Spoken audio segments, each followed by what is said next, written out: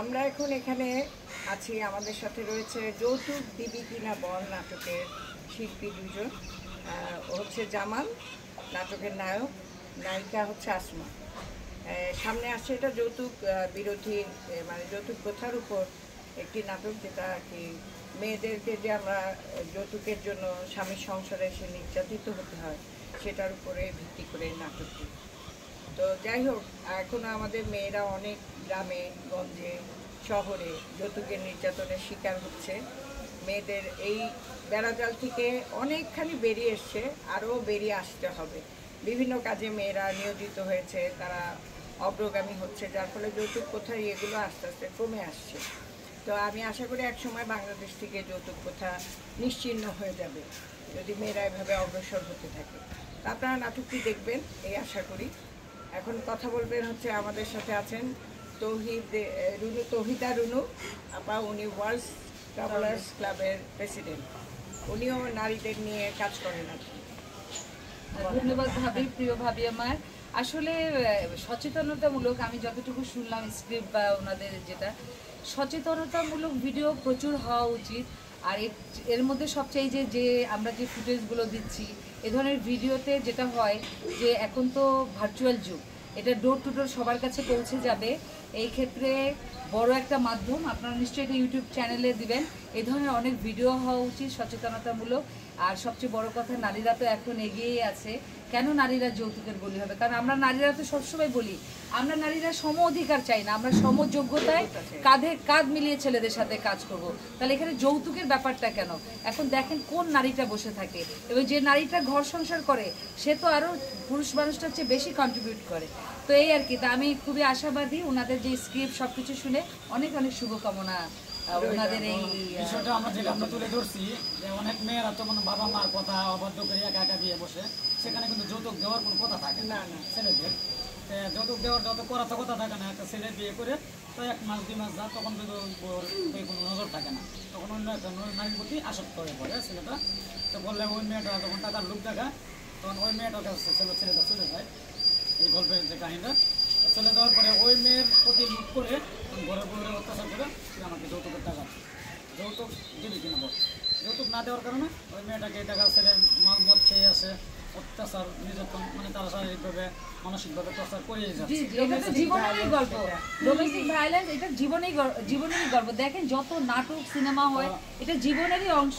এই আপনি যে আপনার স্ক্রিপ্টটা, এটা আসলে অহরহ ঘটতেছে এই জিনিসগুলো। খুবই মানে আপনাকে অসংখ্য ধন্যবাদ, কৃতজ্ঞতা যে এই যে জিনিসটাকে আপনি স্পেসিফিকভাবে তুলে নিয়ে এসে যে সচেতন করতেছেন, এটাতে মেয়েরাও সচেতন হবে। হ্যাঁ, ভার্চুয়াল যুগে মেসেঞ্জারে, হোয়াটসঅ্যাপে ঠাস করে একজনের সাথে ইউটিউবের মানে চলে আসছে, রিলেশন ভেরি কুইক সম্পর্ক হয়ে যায়। এই ধরনের সচেতনতামূলক আরও আসবে, আমি আশা করি আপনাদের প্রোডাকশন হাউস থেকে। অনেক অনেক শুভকামনা, ভালো থাকবেন। আর আসমা আছে, আসমা কিছু বলো। আপা আছেন এখানে, আরেকটা আপা রয়েছেন। গল্পের মূল মানে চরিত্রে অভিনয় করতেছে, তার একটু কষ্ট হচ্ছে। মায়ের তো অনেক দৃশ্য আছে এর ভিতরে। না তার অভিনয় আমি দেখেছি, ভালো করেছে সে অভিনয়, ন্যাচারাল ছিল, সাবলীর অভিনয় করেছে। ঠিক আছে, সে তাকে যেরকম দেখছেন অভিনেতা হিসেবে কিন্তু সে অনেক ভালো। অত্যাচার করার পর অত্যাচারের সিকোয়েন্সগুলো খুবই ভালোভাবে ফুটিয়ে তুলেছে।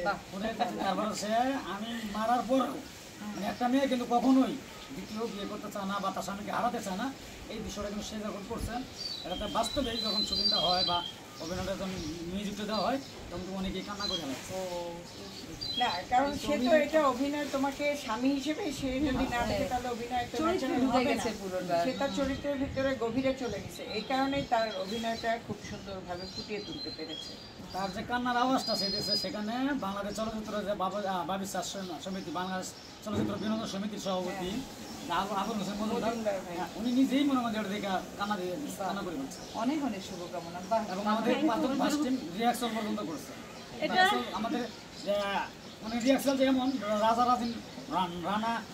এবং রানীর পাট মুট কেমন থাকতে হয় তা আমরা কিন্তু জানি না, বুঝি না। তা আমি যেভাবে পাঠটা নিচ্ছি তার ব্যাকগ্রাউন্ডে সেই এটা তো আমাদের সমাজেরই একটা অংশ, তোমরা জীবনেরই অংশ, এই জন্যই। জীবনের অংশ। এখানে সহজ হয়েছে। মানে এটা আরো সহজভাবে আরো ন্যাচারাল করে তোমরা তুলে না, রাজা রানী করা কঠিন, কিন্তু যেটা যেটা তো জীবনের গল্প আমাদের প্রতিনিয়ত ওই দৃশ্যটা আমি ফলো করছিলাম, ভাবির একটা রাজারানীর আছে ব্রডকাস্ট করে, ও ওটাকে ফলো করছিলাম। ভাবি তো হচ্ছে আমাদের পায়োনিয়ার, কি বলবো, এখনো তো ভাবির গুণের শেষ নাই। ভাবি তো সাত কলায় পারদর্শী, সাত কলায়।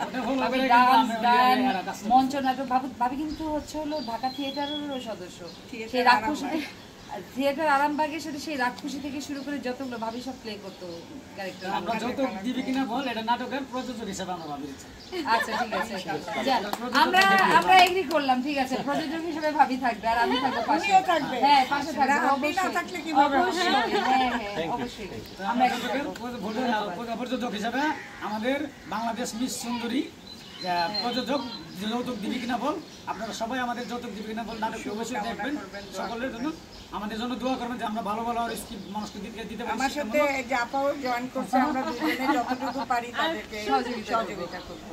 ঠিক আছে, ইনশাআল্লাহ। থ্যাংক ইউ, সবাই ভালো থাকবেন, শুভকামনা রইল। শুভকামনা। মিস বাংলাদেশ, বাংলাদেশ সুন্দরী, হ্যাঁ সুন্দরী মিস প্রতিযোগিতায়, বাংলাদেশ করলাম না? হ্যাঁ মিস বাংলাদেশ বললে একেবারে ভাবি আমাদের। ভাবি তো ভীষণ সুন্দর, একেবারে মাশাআল্লাহ। ম্যাডাম তো মাশাআল্লাহ এখনো সুন্দর।